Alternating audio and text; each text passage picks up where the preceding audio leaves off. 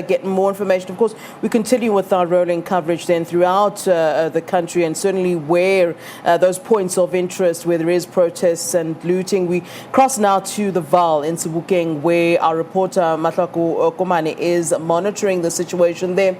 Mahlako, just taking a look at some of what's being said by people who are on social media, tweeting from the Vaal. Some of the complaints that I've picked up, one major one being the fact that, listen, this is really quite a small town. There's really not many shops that are available to residents to begin with. And so huge concern about the aftermath, what happens afterwards. I wonder if you can, verify this for us and really what is happening around the Vaal. Yes, indeed. Good afternoon to you, Flo. We are here at the Vaal right now. We're just behind the Sebokeng Plaza. We're in Sebokeng right now. Earlier on, we were in Everton. And you're quite correct that, when we spoke to some people that seemingly are not taking part in these lootings, saying that what is it that's going to happen afterwards once everything is done and the sun has to rise again the following day, what will people do in terms of employment, saying that some of these complexes, for them to be built here, it took some time. And you're quite correct in saying it's quite a small town. There's not a lot going in terms of employment opportunities. But, everybody here it doesn't seem to be affected by that, no caring as to what is it that's going to take down, what's going to take place following the lootings happening. If you look carefully right now, we have, if you can just see in our visuals, there's a lot of people coming here, people coming in their cars. And some of these cars are luxury cars. It's not, your entry-level cars. We saw beds on top of cars. Four-wheelers also coming in and taking cars. But also what was quite interesting was there was only 2 police vans that we happened to see at one of these shopping complexes, which was the Tabong Mall, and also in Sebokeng. Other than that, we have not seen a police presence.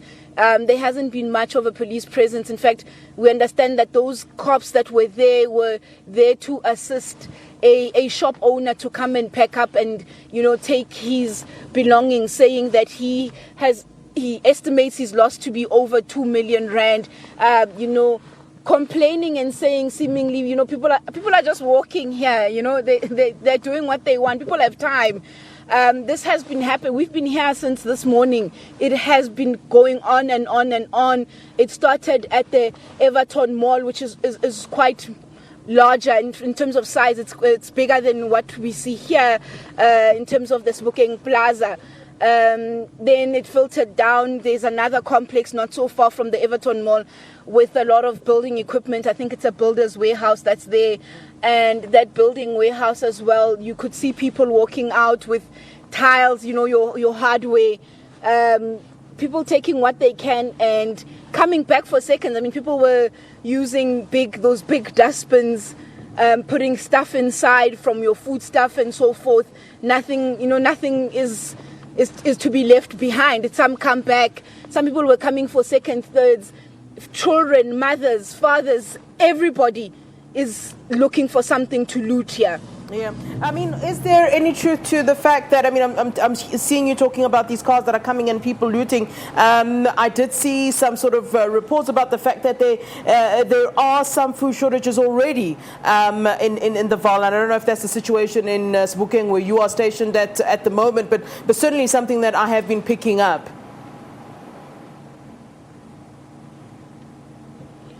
What we have been seeing, Flo, in terms of so-called food shortages, when we try to go and grab something to eat, a lot of places are obviously closed.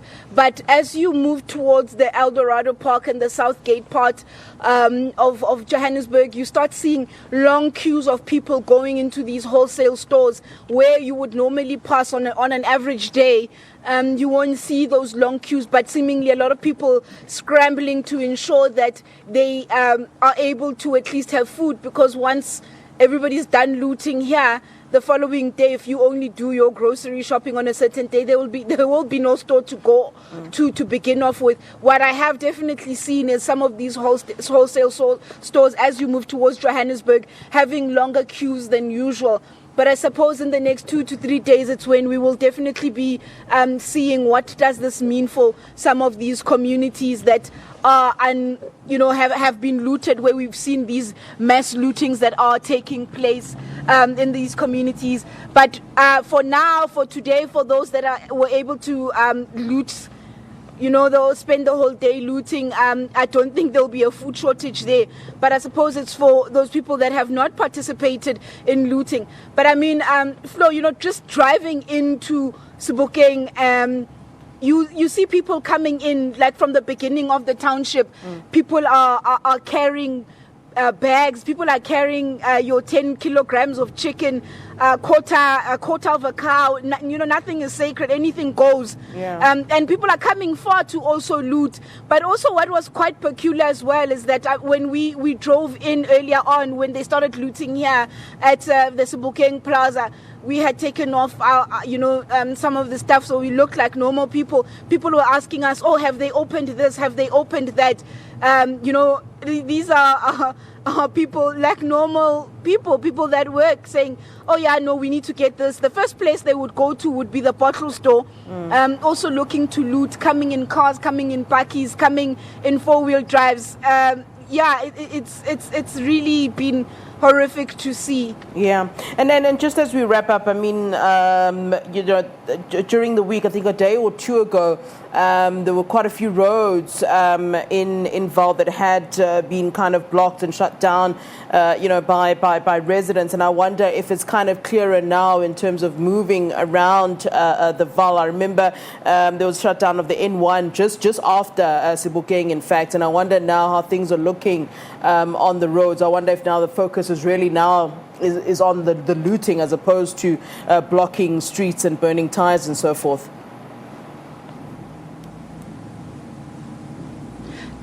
Definitely, it would seem that we were able to get in without any problem in terms of the roads being closed, but you could see that they were burnt tires, in debris in terms of tires that were burnt and so forth. So yes, it's true there were roads that were closed, but for now it seems that the focal point of people in this township, in these two townships, would be, get what you can as quickly as you. Well, it's not even as quickly as you can anymore, because people are walking around. You don't have a shortage of people to arrest, because people are walking around with bags and bags of these things. So it would seem that the central focus now in this part of the Vaal would be to loot and to be able to take what you can. And that seemingly, yes, you're quite correct when you say that the focus has moved to looting right now, as opposed to your protest in trying to close down places. And I mean, there's also been arson. We've seen one of the hardware stores, I think it's a Builders, if I remember correctly, that was also burnt. It was burning, and people were trying to get away because they have a gas refill station there. So people were scared that it could explode should the fire really go deep. But we did see emergency services there in terms of firefighters arriving by the time we left, and we were told that they had started looting the plaza here, the Sebokeng Plaza. Yeah. All right. Thank you so very much for that report from Vaal in Sebokeng. Is our Mahlako Komane. Thanks so much, monitoring the situation there for us. Indeed, as you can see, live visuals being brought to you indeed here on SABC News. Well, just